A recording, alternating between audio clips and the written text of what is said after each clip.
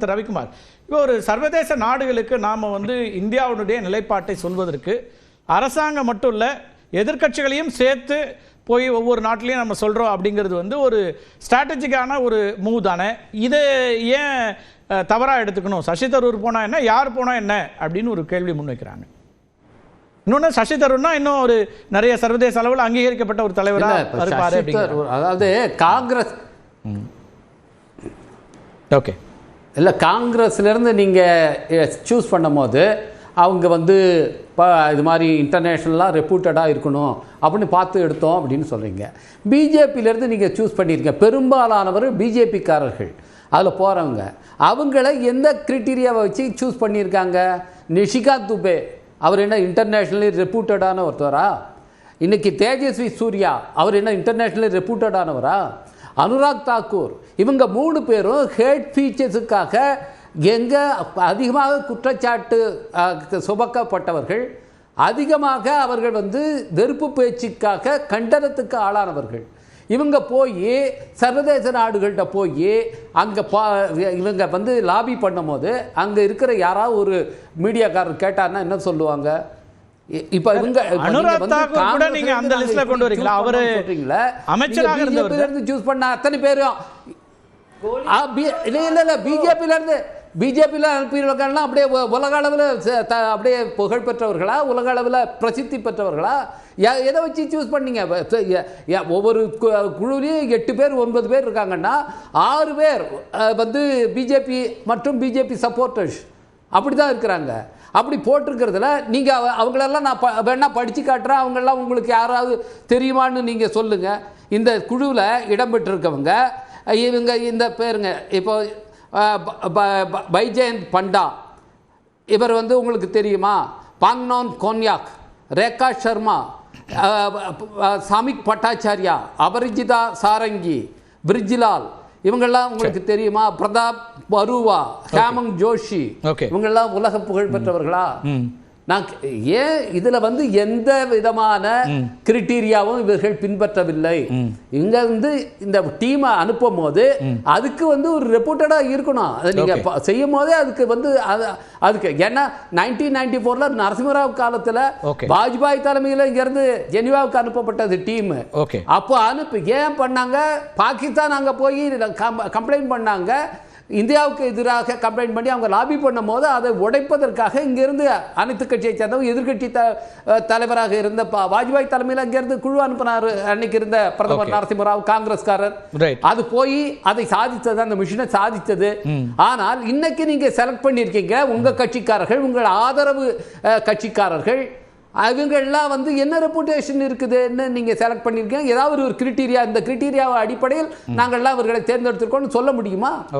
அதுக்கு எதுவுமே கிடையாது. இன்னும் சொல்ல போனா நீங்க பிரதமர்கிட்ட பேசியிருக்கலாம் அப்படின்னு சொல்றீங்க. நீங்க அந்த அட்டாக் நடந்ததும், டெரரிஸ்ட் அட்டாக் நடந்ததும் ஆல் பார்ட்டி மீட்டிங்கை கன்வீன் பண்றாங்க. அவ்வளவு சீரியஸான சமயத்தில் அந்த ஆல் பார்ட்டி மீட்டிங்ல நம்முடைய மரியாதைக்குரிய பிரதமர் பங்கேற்கல. ஆனால் அதை விட அவருக்கு ரொம்ப முக்கியமான வேலை இருக்கு, அதனால பங்கேற்கல அப்படின்னு பார்த்தா அவர் பீகார்ல தேர்தல் பிரச்சாரம் பண்ணிட்டு இருக்காரு. ஏன் அந்த தேர்தல் பிரச்சார கூட்டத்தில் அவர் கலந்துக்கலன்னா என்ன பீகாரை அப்படியே தலைகீழ முழியுமா? ஏன் இந்த ஆல் பார்ட்டி மீட்டிங்கை ஸ்கிப் பண்ணிட்டு அவர் பீகார்ல போய் தேர்தல் பிரச்சார கூட்டத்தில் கலந்து கொள்ள வேண்டும் என்ற அவசியம் என்ன? அப்ப நீங்க எந்த அளவுக்கு நீங்க சீரியஸா இதை எடுத்துட்டு இருக்கீங்க? 26 பேருடைய மரணத்தை இந்த நாட்டுடைய பிரதமர் எந்த அளவுக்கு சீரியஸா எடுத்துக்கிட்டார்? கேட்க வேண்டிய கேள்வியா இருக்கு. எல்லா கட்சிகளும் என்ன டிமாண்ட் பண்றாங்க? நாடாளுமன்றத்தை கூட்டுங்கன்னு சொல்றோம். நீங்க ஏன் கூட்ட மாட்டேங்கிறீங்க? நாடாளுமன்றத்தை கூட்டுங்க. நாடாளுமன்றத்தில் இதை பத்தி பேசுவோம்னு சொன்னால் அதை செய்யாம அதை டைவர்ட் பண்றதுக்காக இன்னைக்கு இந்த டெலிகேஷன் அனுப்புறோம். எல்லா கட்சியும் இந்த டெலிகேஷன் அனுப்புறதுங்கிறதுல அந்த முடிவுல உங்களுக்கு இது ஒரு முக்கியமான எதிர்கருத்து இருக்கா அல்லது யார் அதுல இடம்பெறாங்கிறது தான் சிக்கலா? திரு ரவிக்குமார், டெலிகேஷன் அனுப்புறதுங்கிற ஒரு மூவ் ஸ்ட்ராட்டஜிக்கலி இந்தியா இப்போ சர்வதேச நாடுகள் மத்தியில ஒரு நரேட்டிவ் அல்லது நம்ம தரப்புல இருக்கக்கூடிய நியாயங்கள் அப்படின்னு சொல்லி மற்ற நாடுகளுடைய சப்போர்ட்டை நம்ம எடுக்கிறோம் அப்படிங்கிறது அவசியம் தானே. அது நம்ம இல்லைன்னு சொல்ல முடியுமா? இல்லை, நீங்கள் இதை ஒரு 2 விஷயமா பாருங்க. நான் அதுக்கு தான் 94 சொன்னேன். 94ல் பாகிஸ்தான் போய் கம்ப்ளைண்ட் பண்ணுறாங்க. அதை நம்ம அப்படி இல்லை என்று சொல்லி விளக்கம் கொடுத்து பாகிஸ்தானுடைய வாதத்தை முறியடிப்பதற்காக நம்ம டெலிகேஷன் அனுப்புறோம். இன்னைக்கு பாகிஸ்தான் எல்லா நாட்டிலையும் போய் கம்ப்ளைண்ட் பண்ணியிருக்காங்களா? நீங்க வந்து இப்ப என்ன நடந்திருக்கு, இன்டர்நேஷனலா நம்ம வந்து இன்னைக்கு தனிமைப்படுத்தப்பட்டிருக்கிறோம். இந்த தனிமைப்படுத்தப்பட்ட நிலையை மாற்றுவதற்கு நாம தனிமைப்படுத்தப்பட்டிருக்கோம். என்ன அடிப்படையில் அந்த கருத்து முன்வைக்கிறீங்க? அவர் என்ன சொல்றாருன்னா, எல்லோரும் நம்மோட தானே இருந்தாங்க, யார் நமக்கு எதிராக பேசினாங்க? போர் நடந்த சமயத்துல, போர் நடந்த நேரத்தில் சீனா, துருக்கி, அஜர்பைஜான் இவங்க பாகிஸ்தானுக்கு ஆதரவாக இருந்தார்கள். நீங்க உங்களுடைய நட்பு நாடுன்னு நீங்களே போய் என்னோட ஃப்ரெண்டுன்னு சொல்லி சொன்னீங்களே, அமெரிக்கா உங்களுக்கு ஆதரவாக என்ன ஸ்டேட்மெண்ட் கொடுத்தாங்க? எங்களுக்கு சம்பந்தமே கிடையாது, அது எங்களுக்கு அதுல நாங்க தலையிடவே மாட்டோம்னு சொன்னாரா இல்லையா? ட்ரம்பை சொன்னாங்களா இல்லையா? ஓகே. இன்னைக்கு திடீர்னு ட்ரம்ப் நான் தான் வந்து இந்த போர் நிறுத்தத்தை செஞ்சேன்னு அறிவிச்சார, பிரதமரை முந்திக்கிட்டு அறிவிச்சார, 2 நாடுகள் அறிவிப்பதற்கு முன்பாக அவர் அறிவிச்சார. அப்படியான அமெரிக்கா என்ன சொன்னது? போர் நடக்கும் போது இது எங்களுக்கு சம்பந்தம் இல்லைன்னு சொன்னாங்க. யாராவது இந்தியாவுக்கு ஆதரவாக பேசினார்களா? ரஷ்யா நமக்கு ஆதரவாக பேசினார்களா? ஏதாவது ஸ்டேட்மெண்ட் கொடுத்தாங்களா? எல்லா விதத்திலையும் நாம வந்து நட்பு நாடுகள் சொல்றோம், அவங்கள்ட்ட இருந்து கூட நமக்கு ஆதரவை பெற முடியவில்லை. ஆனா பாகிஸ்தானை வந்து அவங்களுடைய கூட்டாளிகள் ஆதரிச்சாங்க. அப்போ நம்ம என்ன எங்க வந்து பிழைவிட்டு இருக்கோம் என்பதை பார்க்க வேண்டும்.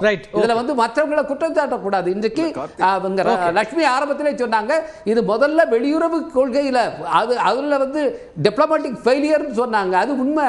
அதை வந்து நாம் ஏற்றுக்கொண்டு அதை சரி செய்ய நாட்டுடைய பாதுகாப்பு தொடர்பான பிரச்சனை, எல்லாருக்குமான பிரச்சனை. அதை ஒற்றுமையாக செய்ய வேண்டும் தான் நாங்கள் வலியுறுத்துறோம்.